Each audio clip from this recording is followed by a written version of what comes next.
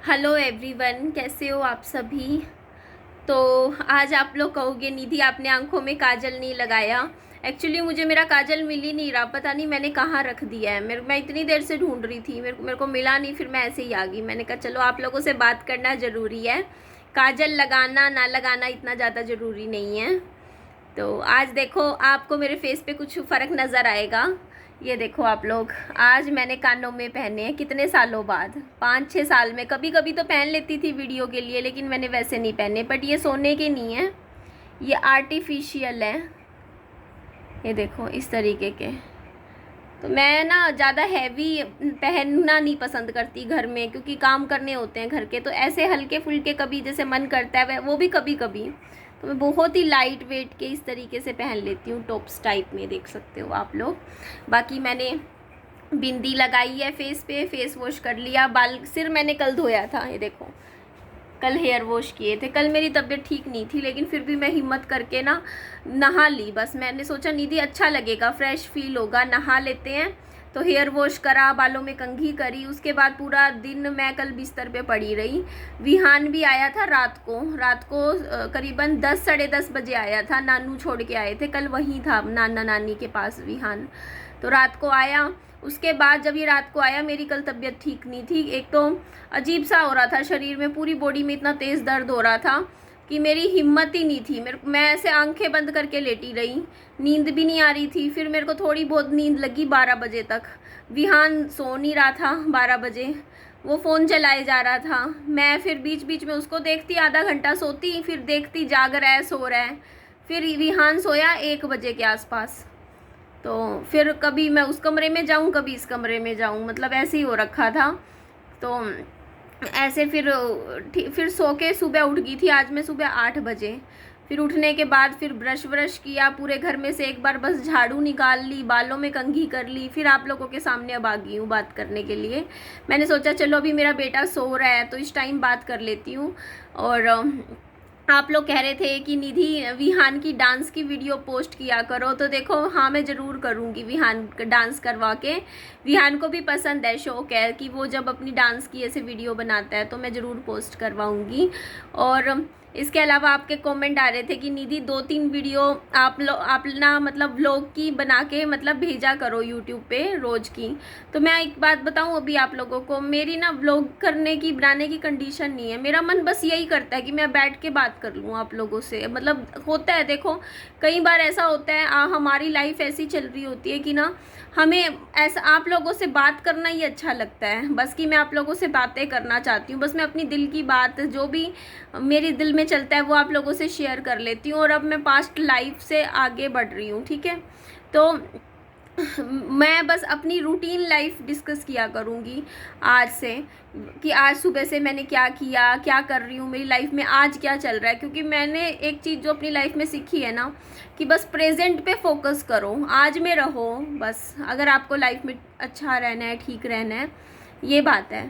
तो मैं आप लोग मेरे को कह रहे थे ना, वैसे देखो अभी 3-4 दिन तो मेरे अच्छे नहीं गए, मैं आपको बोलूँ। बाकी उससे पहले मेरे अच्छे टाइम चल रहा था। मतलब ऐसे था कि बच्चे के साथ अच्छे से घूमते थे, पार्क में भी जाते थे मेरे फादर के साथ हम, मम्मी पापा अच्छे से पार्क में घूमते भी थे। एक दिन तो मेरी मम्मी ने भी झूला झूला था, वो उस दिन की मेरे पास रखी है वीडियो, मैंने अभी तक पोस्ट नहीं करी है। तो मेरे मतलब अच्छे से हम लोग इतने अच्छे से टाइम स्पेंड कर रहे थे। मैं पढ़ाई भी कर रही थी, बुक्स पढ़ रही थी।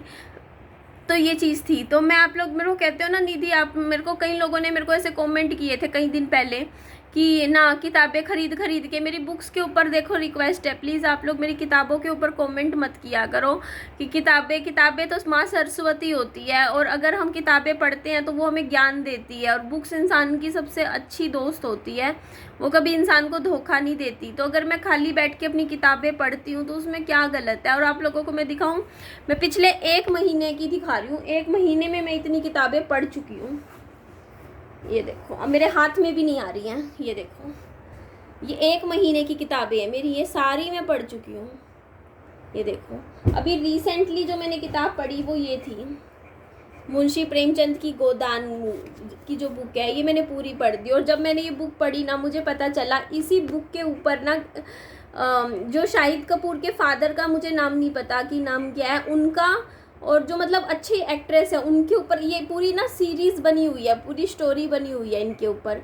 ये एक किसान की कहानी है कि किसान जो है ना अपनी ज़िंदगी में, पूरी ज़िंदगी में कैसे लगान चुकाता रहता है, पूरी ज़िंदगी अपने परिवार के लिए लगा रहता है, और उसके बावजूद आखिरी में जाके ना उसका सपना रह जाता है। वो एक गाय खरीदना चाहता है, पूरी ज़िंदगी में सिर्फ उसका एक सपना होता है कि वो गाय खरीदे, उसके घर में गाय बंधे और वो दूध देगी गाय, तो उसके घर में बच्चे, घर में दूध दही होगी, है ना, मक्खन निकलेगा। तो इस तरीके से सपना देखता है। तो उसका वो सपना आखिरी तक कभी पूरा नहीं होता, और जब आखिरी में वो ना यही बात बोलता बोलता गुजर जाता है कि हमारा अब तो सपना अधूरा रह गया गाय दान करने का, अब तो मैं चला जाऊंगा, तो मेरा जो भी पैसा हमने जोड़ा था गाय खरीदने के लिए, वो सारा पैसा ना हमारा उसमें जाएगा, क्या बोलते हैं, मेरी मतलब 13वीं तक करने में, जैसे आते हैं ना मेहमान आते हैं, वो 13वीं करनी पड़ती है 13 दिन की, तो उन सब में ही मेरा सारा टाइम चला जाएगा। तो फिर वो मर जाता है। इसमें जो होरी होता है, किसान होता है वो, तो उसका जो भाई होता है, होरी का भाई हीरा, और बाकी लोग है ना वो उसको झमिया है जो नाम है, सॉरी धनिया, हाँ धनिया को बोलते हैं कि अब तो देखो तुम्हारा पति गुजर गया है तो तुम्हें गाय दान करनी पड़ेगी। तो उसको गुस्सा आता है इसकी पत्नी को कि पूरी ज़िंदगी हमने 40 साल सपना देखते रहे गाय खरीदेंगे, लेकिन पूरी ज़िंदगी हम लोग गरीबी में काटी हमने, हम कभी गाय नहीं खरीद पाए खुद के घर में गाय बांध के गाय का दूध पीने के लिए। और जब इंसान गुजर गया तो कहते नहीं है जो वो रीति रिवाज होते हैं कि कहते हैं कि जब ना अगर किसी घर में कोई जैसे ऐसे गुजर जाता है तो गाय दान करना अच्छा होता है, माना जाता है ना। तो वहाँ के जितने भी लोग थे, पंडित थे वहाँ के, जितने भी वहाँ लोग थे, वो सब बोलते हैं कि भाई तुम गाय दान करो, अब होरी के गुजरने पे गोदान करो पंडित को।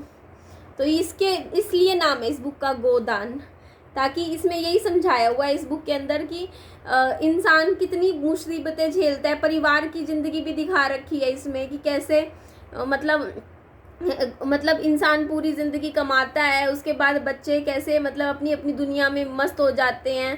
तो ये दिखा रखा है कि जो मतलब ये किसान था ना, हो रही है ये ना इतना सारा वो लेता है, क्या बोलते हैं, कर्जा लेता है अपने बच्चों के लिए, लेता रहता है कर्जा अच्छे से, मतलब अपने बच्चों की ख्वाहिशों पूरी करने के लिए, उनकी शादियां करने के लिए, सब करने के लिए कर्जे पे कर्जा लेता है। और जो मतलब महाजन ज़मींदार होते हैं वो किसानों को लूटते हैं, मतलब कुछ भी मतलब ऐसे लगा के उनके ऊपर, क्योंकि वो इतने पढ़े लिखे तो होते नहीं है, क्योंकि आज से 100 साल पुरानी किताब है, तो उस टाइम ना कर देना पड़ता था लगान, तो वो इतने पढ़े लिखे होते नहीं थे, तो बेवकूफ़ बना देते थे ज़मींदार लोग किसानों को। तो इसके ऊपर कहानी है कि मतलब वो अपना ज़िंदगी पूरी की पूरी अपनी परिवार के ऊपर न्यौछावर कर देता है, लेकिन जब बच्चे मतलब कमाने लगते हैं तो वो उनका कर्जा तक उतारने में मदद नहीं करते होरी की। तो वो कहते हैं कि ना हमने थोड़ी कर्जा लिया था, इन्होंने लिया था, यही चुकाएगा। तो वो अपना पैसा नहीं निकाल के देते फादर को, वो अपनी पत्नी को ले लेके अलग हो जाते हैं। मतलब ऐसी कहानी दिखा रखी है परिवार की ज़िंदगी के ऊपर कि क्या परिवार है। छोटे छोटे पहलू हैं गांव की, मतलब ज़िंदगी दिखा रखी है कि कैसे गांव में लोग तालाब में नहाते हैं, कैसे इसमें मतलब जो ऊपर के लोग हैं, जो मतलब पैसे वाले लोग हैं, मतलब आप यकीन करोगे इस बुक में 1000 रुपये महीना कमाने वाले इंसान को ना सुपर रिच दिखाया हुआ है, सिर्फ 1000 रुपये, कि बहुत अमीर है भाई। 1000 रुपये महीने का कमाने वाले तो ऐसे हैं कि आज के टाइम में 1 लाख रुपए कमाने वाले। 100 साल पुरानी बुक है, आप यकीन करोगे ये बुक 1936 में तो मुंशी प्रेमचंद जी की डेथ हो गई थी 8 अक्टूबर 1936 को, तो और 1980 में इनका जन्म हुआ था, तो करीबन 56 साल ये जिए थे। लेकिन ये मतलब किताब में मतलब आप सोचो उस टाइम की जब भारत आज़ाद भी नहीं हुआ था तब की लिखी हुई किताबें हैं, क्योंकि भारत आज़ाद होने से पहले गुजर गए थे मुंशी प्रेमचंद जी। तो मुंशी प्रेमचंद जी ना हमारे हिंदी के बहुत बड़े साहित्यकार हैं, और इनकी जितनी भी किताबें होती हैं ना, इनकी बहुत अच्छी अच्छी किताबें हैं। मैं इनकी कम से कम 3-4 बुक्स पढ़ चुकी हूँ। तो ये गोदान मैंने को शुरू में अच्छी नहीं लगी ये किताब, मेरे को शुरू के 100 पेज तो मैंने 20-20 पेज रोज़ पढ़ के करी ख़त्म, इंटरेस्ट नहीं आ रहा था। फिर 100 पेज पढ़, क्योंकि शुरू के 100 पेजेस में तो इतने सारे कैरेक्टर है ना इस बुक में, इतने सारे कैरेक्टर, तो उनके नाम याद रखने, उनके बारे में समझने में ही निकल गई बुक। उसके बाद धीरे धीरे जाके इस बुक के पेजेस समझ आने लगे कि हाँ आगे क्या क्या है इसमें बोल रखा है। बट अच्छी लगी मुझे ये किताब पढ़ने में। किसानों की ज़िंदगी के बारे में मुझे इस बुक को पढ़ के बहुत ज़्यादा समझ में आया कि किसानों की ज़िंदगी कैसी रही है शुरू से, तो कैसे बेचारे अपनी फसलें बोते हैं और कैसे उनकी फसलों को कितने कम दामों पे लोग ख़रीदते हैं आगे, और उन दामों पे ख़रीदने के बाद उन किसानों के पास क्या बचता है, कैसे मतलब वो ज़िंदगी काटते हैं। कई बार उनकी फसलें ख़राब हो जाती हैं, पानी आ जाता है ज़्यादा, पाला पड़ जाता है, तो ऐसे मतलब बहुत उनकी ज़िंदगी की कठिनाइयों के ऊपर किताब है। तो अच्छी लगी पढ़ के। कुछ ज़िंदगी में ऐसा ज़रूर पढ़ना चाहिए। मैं आपको कहती हूँ देखो, ज़िंदगी है हमारी, एक एक साल करके आगे बढ़ रही है, लेकिन हमें अपनी लाइफ में बहुत सी चीज़ें होती है। देखो कई लोग होते हैं कहते हैं कि हमें घूमना फिरना पसंद है, हमें बाहर निकलना पसंद है, वो भी अच्छी बात है, लेकिन कुछ ऐसी चीज़ें होती हैं जो बहुत बेशकीमती होती हैं, जो हमें एक बार ज़रूर पढ़नी चाहिए, और वो है हमारा भारत का साहित्य है, पुरानी इतिहास को।